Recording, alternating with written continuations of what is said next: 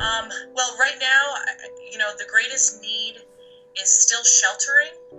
People are, just able to. Some of the communities are still closed off, especially some of the islands and some of the coastal towns. They're still not. They're just starting to re-enter their communities and their homes. So sheltering is still a great need. Sheltering and feeding. We've had thousands of people in shelters who cannot return to their homes. We are providing them with a place to stay, meals so that they don't go hungry, water, and we're eventually going to try and get them back into their homes or other facilities.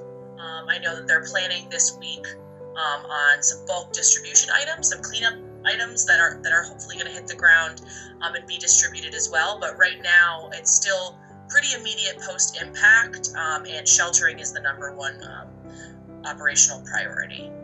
Yeah, I mean, I think that it could have been us. It could have very easily been, Nantucket or Martha's Vineyard or the Cape, like the way the storm was tracking, and it wasn't. We were really lucky. I'm in Georgia, but this is expansive from, Central Florida.